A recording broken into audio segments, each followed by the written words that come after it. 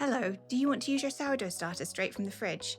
Well, I've just pulled mine out and you can see from the thermometer on the side that it's not showing any temperature because it's so cold. It's straight from the fridge, and I'll show you inside now. It's not very active, it's not super bubbly, it's past its peak.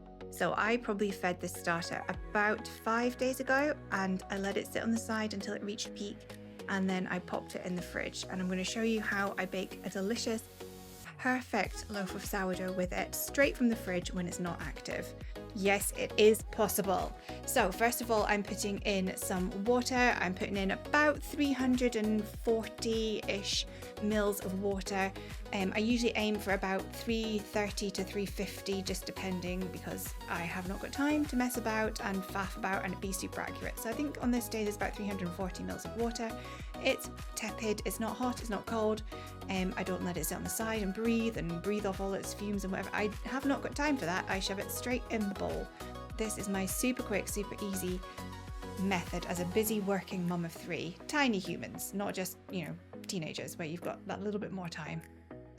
So this is just 400 grams of strong white flour going into my bowl now, because I'm making a kind of mixed loaf today. So I'm going to add in 100 grams of a whole wheat flour with some juicy bits in it. This is called Cotswold Crunch, and I think it's Matthews is the flour mill. So that's the wholemeal flour going in now, so 100 grams of that, so 500 grams of flour in total. Doesn't matter whether you're using all white, all wholemeal, all whatever, you just use what you've got. So here goes the salt. So I'm putting in about 7 grams of salt. That's about how much I like, but salt to taste. You do you. If you like it saltier, go for it. In it goes. Takes a minute. And then I'm going to pop in my starter. So because it is cold and straight from the fridge, if it was still warm, I would probably put in about 40 to 50 grams. Because it's cold, I'm going to put in definitely 50 to 60 grams. I think on this day there's 50 grams going in. Just because it takes that little bit longer to get going when it's going from cold and from being not super active. And then all I'm going to do is just mix it all together. So because the starter's cold and not very active, it will still work. It will be absolutely fine. The only thing you're going to find is that you've got a slightly longer bulk ferment. So all we're going to do is treat it as normal, give it a rough mix just now, and then we'll do our stretch and folds and leave it to rest in between times as we normally would. We're just going to have a slightly longer bulk ferment on the side at the end of it before we stick it in the fridge to do its cold ferment. And I hate putting my hands in it for the first mix. Don't ask me why, I just don't like the claggy feel of it when it's first getting mixed together. So I just use my spatula. I don't have any fancy tools or, bread whisks or any of that shenanigans. I haven't got time or space in my house for that nonsense.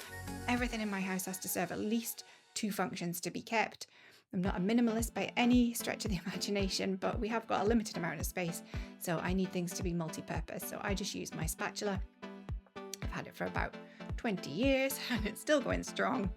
I don't see the need to have fancy, I wouldn't choose red if I had the choice, but it was a really good spatula and it was cheap, and it still works. So there you go. I'm going to pop the lid on this and just leave it on the side now for between 30 to 60 minutes. I think on this day I had to go and do the school run, so it was a good hour before I got back to it. So we'll just stick it to the side and let it be for an hour and then come back and see you. And here we are ready for the first set of stretch and pulls. So you can see the dough's already starting to come together. This is the point where I quite like to get my hands in it and I like to feel the dough. It feels nice now. So it's had time for the flour to absorb all of that water and we're starting to build the gluten structure. So you can see you just pull it up from one side of the bowl and tuck it in at the other. Some people only do like 4 stretch and pulls and each stretch and pull. I like to do quite a few for the first one because I want it to come together into a nice ball, and you can see it's getting really nice and springy now.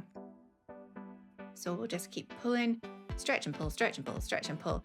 And once it makes a nice smooth, and you can feel how nice and smooth it is, ball, then we will just leave it for another 30 to 60 minutes, just depending on what's happening, what I've got going on.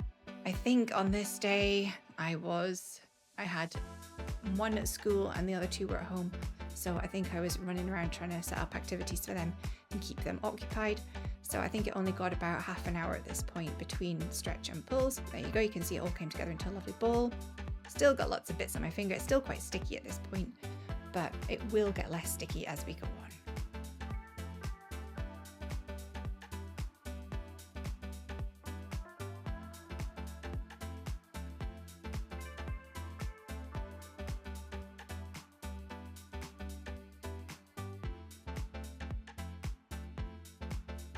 And we're back for the second set of stretch and pulls. So you can see it's had about half an hour and it's rested and spread out. I'm just going to pull it all back into a tight ball again, same as before. Pull from one side, tuck into the other, pull across and tuck in. And it just, you can see how much quicker it's coming into a ball this time because that gluten structure is really getting built now. Everybody's got their own way of doing sourdough, but mine is super quick and easy because I don't have time to faff about. And you can see how much less sticky that is this time, a lot less on my fingers. And we didn't need as much stretch and pulls. And we're back for round 3. Gosh, that was a quick transition. And you can see again, I think it had about 25 minutes this time. I just had a second between doing something for the other kids. So quick stretch and pull. And then we'll leave it for another few minutes to rest before it gets its final stretch and pulls. I do 4 stretch and pulls. I find that works fine. It's not too many, it's not too few, and we're back for the next one. And this one, it had slightly longer, so I think it had the best part of an hour at this point because I'd got distracted doing something. So you can see how much more it spread out. But again, it's pulling together. You can see I'm having to shake it to get it to come into the ball this time because it's so tight. Gluten structure is really built, and that's perfect. So now we leave it to do its bulk ferment. And on this day, because I was using it cold and straight out of the fridge, I think I left it for about 8 hours. So I started this about 6:30 in the morning. And then was it 6:30? No, 7:30 in the morning. And then it was sort of coming up for bedtime by the time I was putting it in the fridge. So I've got my banneton, I've put some flour in it. Everyone says you should use rice flour. I haven't got that and I haven't got space to store it. So I just use plain flour. And again, all we're going to do is stretch and pull, same as we did before, just into that round shape. I don't do any fancy shaping. Maybe I should, but I have not got time or the brain capacity, let's be honest, to faff about with any of that nonsense right now. Maybe once the kids get a bit bigger, I'll start getting fancier and doing nicer things. Right now, I'm just pulling it into a ball, dump it in the banneton.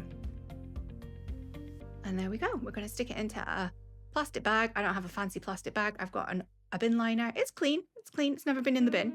And then I'll clip it together with just a clip and stick it in the fridge. So it's going to go in the fridge overnight. I like to leave mine for at least kind of 14 hours, sometimes a little bit longer. Sometimes I'll leave them up to about 3 days. Just depends what's going on. So here we are the morning after. We're back. We're taking the bag off.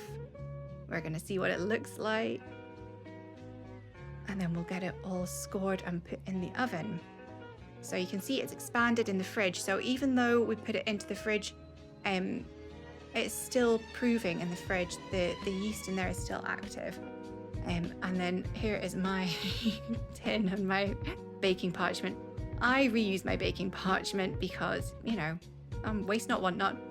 So this baking parchment's been used a few times and then eventually it falls apart and it has to go in the bin and I get a new piece out. But I will use it 4 or 5 times before that happens. So I have one scoring pattern that I know how to do. So I do that down the side. I don't know what it's meant to look like. Maybe a wheat sheaf or something. I'm not sure, but it's quite pretty. So I do a little scoring pattern because I'm fancy. And then my deep cut. So I like to go the whole depth of the blade when I'm doing my cut. And I probably need to change my blade because it's not cutting very smoothly and I haven't changed it in quite a while. Then I'll stick it into my roasting tin. It's just an enamel roasting tin. I don't have a Dutch oven or anything fancy. As I say, everything in my kitchen needs to be multifunctional and storage is tight. I cook in a cold oven. So that's been in... It went straight into a cold oven and I whacked it on as soon as I put it in at 220C for 50 minutes. That's 50. And this is her when she comes out. Look how beautiful. Look at the bubbles on that crust. She is looking glorious. I cannot wait to get her in my mouth. And we've given her a couple of hours to cool, so we're away to chop her up. It kind of annoys me when people cut their loaves in half just to show YouTube. So I will cut her at the end. like a normal person. And I will show you. Look at the crumb. Isn't she beautiful? So there you go. You can use your starter from cold, straight out the fridge. You just need that slightly longer bulk ferment. Job's a good one. No messing about. Fits in around your kids.